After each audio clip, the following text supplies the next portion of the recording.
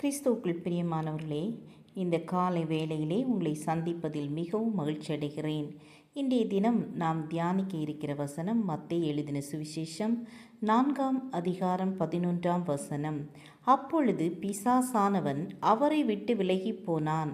உடனே தேவதூதர்கள் வந்து அவருக்கு பணிவிடை செய்தார்கள். பிசாசுக்கு இன்னொரு பெயர் சோதனைக்காரன். இந்த பகுதியில் பிசாசினால் இயேசுவானவர் சோதிக்கப்படுவதற்கு ஆவியானவராலே வனாந்தரத்திற்கு கொண்டு போகப்படுகிறார். நம்முடைய வாழ்க்கையிலும் ஆண்டவருக்கு தெரியாமல் எதுவும் நடக்காது என்பதை நாம் நினைவில் கொள்ள வேண்டும். வனாந்தரம் என்றால் ஒன்றுமில்லாத இடம், அதாவது ஆசீர்வாதம் இல்லாத கஷ்டமான சூழ்நிலை, பலனில்லாத நிலை. இந்த நேரங்களில் ஆவியானவரின் உத்தரவோடு சோதிக்க வருகிறான். இயேசுவும் 40 நாள் உபவாசம் இருந்து பசியோடு இருக்கிற போது சாத்தான், நீர் தேவனுடைய குமாரனியானால் இந்த கல்லுகள் அப்பங்களாகும்படி சொல்லும் என்கிறான்.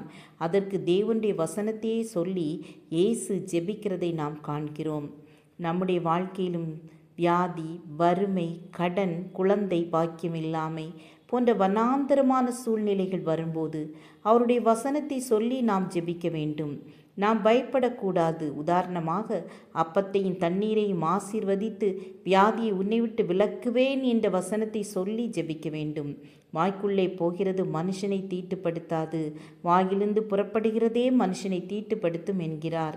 இருதயத்தின் நினைவுகளை வாய் பேசும். நம்முடைய இருதயமும் சுத்தமாக இருக்க வேண்டும். சாவுக்கு ஏதுவான யாதொன்றை குடித்தாலும் சேதப்படுத்தாது என்று விசுவாசித்து ஆண்டவர் நமக்கு கொடுத்த வாக்குத்தத்தங்களை சொல்லி ஜெபிக்கும்போது அதிலிருந்து கர்த்தர் விடுதலையை கொடுப்பார்.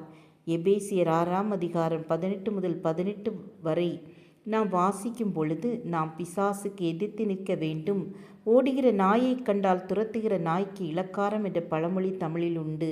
நாம் சோதனைகளை கண்டு சுருண்டு விடாமல் அவைகளை எதிர்த்து நிற்க வசனம் என்னும் ஆவியின் பட்டயம், இரட்சிப்பு என்னும் தலைசீரா, விசுவாசம் என்னும் கேடகம், சோதனைக்குட்படாதபடி விழித்திருந்து ஜெபம், நீதி என்னும் மார்க்கசத்தை தெரித்தவர்களாயும் நிற்கும்போது பிசாசு நம்மை விட்டு ஓடிப்போவான்.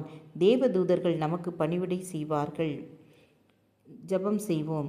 அன்பின் ஆண்டவரே, நாங்கள் பிசாசுக்கு எதிர்த்து நிற்க பலன் தாருங்க. உம்முடைய பரிசுத்த பாதையில் எங்களை வழி நடத்துங்க. எல்லா தீங்குக்கு நீங்களாக்கி பாதுகாருங்க. இயேசுவின் நாமத்தில் பிதாவே, ஆமீன் ஆமீன். God bless you.